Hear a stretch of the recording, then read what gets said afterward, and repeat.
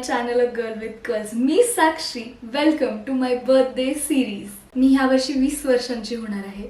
11 डिसेंबरला माझा बर्थडे असतो. सो मी यावर्षी 20 व्हिडिओज डिसेंबरमध्ये अपलोड करणार आहे. रोज संध्याकाळी 7 वाजता मी तुमच्या भेटीला येणार आहे. ही बर्थडे सिरीज मी स्वतःला सॉर्ट ऑफ चॅलेंज म्हणून पण देते की मी कन्सिस्टंट राहायला शिकलं पाहिजे. त्यानंतर ज्या गोष्टी मला इतके दिवस माझ्या कम्फर्ट झोनमध्ये राहून करू शकत नव्हते, मी स्वतःला पुश करू शकत नव्हते, पटपट कॅमेरासमोर बोलू शकत नव्हते, ते आता मला फायनली करायचं आहे. सो ही बर्थडे सिरीज तुमच्या आणि माझ्यामध्ये कनेक्शन बिल्ड करायला एक खूप चांगला चान्स आहे. जसं माझ्या चॅनलचं नाव आहे अ गर्ल विथ कर्ल्स. माझे केस कुरळे आहेत. मला आजपर्यंत कधीही माझ्या केसांवर मया आली नाही आहे एवढी जेवढी आता यायला लागली आहे. आज मी तुमच्यासोबत हेअर केअर रुटीन शेअर करणार आहे माझं. का कारण माझ्या चॅनलच्या नावातच अ गर्ल विथ कर्ल्स येतं. सो मला तुमच्यासोबत पहिला जो व्हिडिओ शेअर करायचा होता तो हाच होता.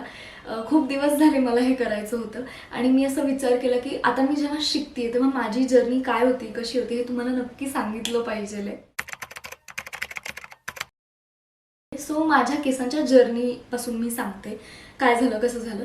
सो माझे केस ॲज यू कॅन सी कुरळे आहेत. सो मी जेव्हा कंगवा फिरवते केसातून तेव्हा ते प्रचंड फ्रिझी होतात आणि इतकी वर्ष मला कळलंच नाही की नेमकं का माझे केस असे होतात. सो मी ॲलोवेरा जेल वगैरे सगळं लावून झालं आहे माझ्या केसांमध्ये. आणि आता मी असं नाही म्हणणार ह्या गोष्टी चांगल्या नाही आहेत, पण योग्य पद्धतीने लावल्या तरच चांगल्या आहेत. सो फायनली मी माझ्या केसांची योग्य पद्धत शिकले आणि मला आता ती तुमच्यासोबत शेअर करायची आहे. फॉर द लॉंगेस्ट टाईम मला असं वाटायचं की तेल लावून केस विंचरले आणि 2 वेण्या घातल्या की केस लांब पण होतील आणि स्ट्रेट पण होतील.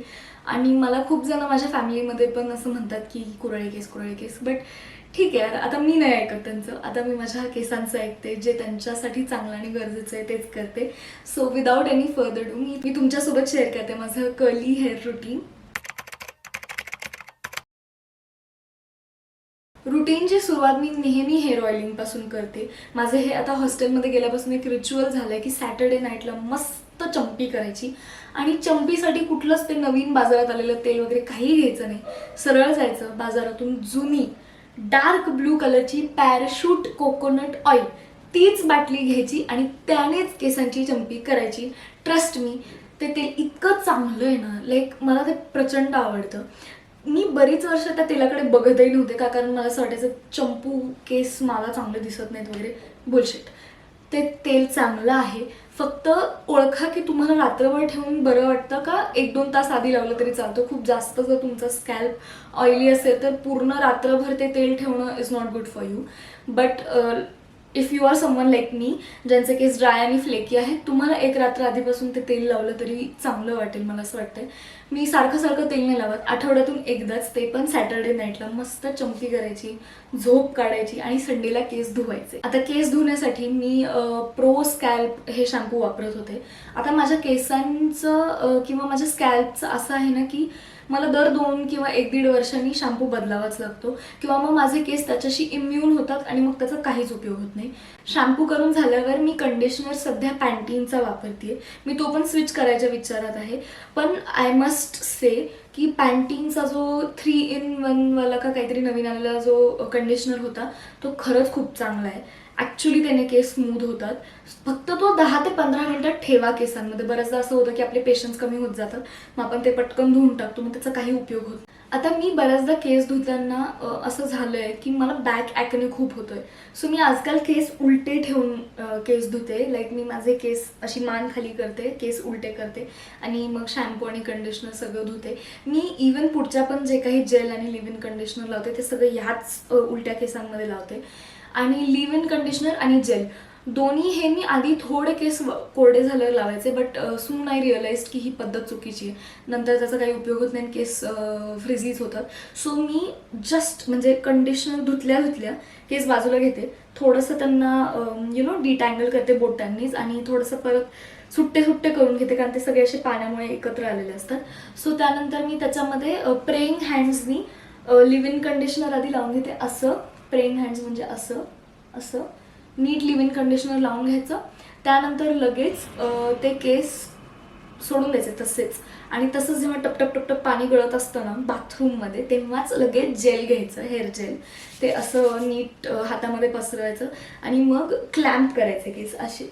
असे क्लॅम्प करायचे सगळे केस आणि थोडंसं रनिंग फिंगर्सनी पण असं असं करू शकता आणि मग क्लॅम्प करायला विसरू नका. ही तुमचे केस खूपच जास्त जर करली असतील तर क्लॅम्प करत बसू नका जास्त. मी पण जास्त नाही करत बट थोडंसं करते. हेअर कॉइलिंग म्हणजे केस घ्यायचे आणि त्यांना असं असं असं असं गोल करत वर न्यायचं. असंही मी कधी कधी करत असते जेव्हा माझ्याकडे खूपच वेळ असतो, पण जेव्हा नसतो क्लॅम्पिंग वर्क्स फॉर मी. आता hair gel leave in conditioner सगळं लावून झाल्यावर केस जेव्हा पूर्ण सुकतात तेव्हा ते असे कडक वाटतात तुम्हाला, का कारण आपण त्याच्यावरती जेल लावलंय. ती जी जेलची कास्ट आहे ती नंतर तुम्हाला ब्रेक करायची असते, जेणेकरून तुमचे केस असे असे कसे तरी नाहीत वाटणार आणि असे छान फ्री फ्लोई असे वाटतील. सो काय करायचं, थोडंसं सिरम घ्यायचं. मी सध्या स्ट्रिक्सचं सिरम वापरते आणि बरेच दिवस झाले वापरते. स्ट्रिक्स किंवा मग मॅट्रिक्स या 2 सिरमपैकी एक कोणतं तरी मी लावत असते. सो 2 ते 3 pumps depending on your hair length ते घ्यायचं, छान हातामध्ये पसरायचं आणि कास्ट अशी अशी अशी अशी करून ब्रेक करायची. म्हणजे केस नॅचरल वाटतात आणि असे कोणीतरी त्यांना असं चिपकवून टाकलंय, कसं तरी ग्लू लावलाय असं नाही वाटणार. आय होप तुम्हाला हा व्हिडिओ आवडला असेल तर मला कमेंट करून नक्की कळवा.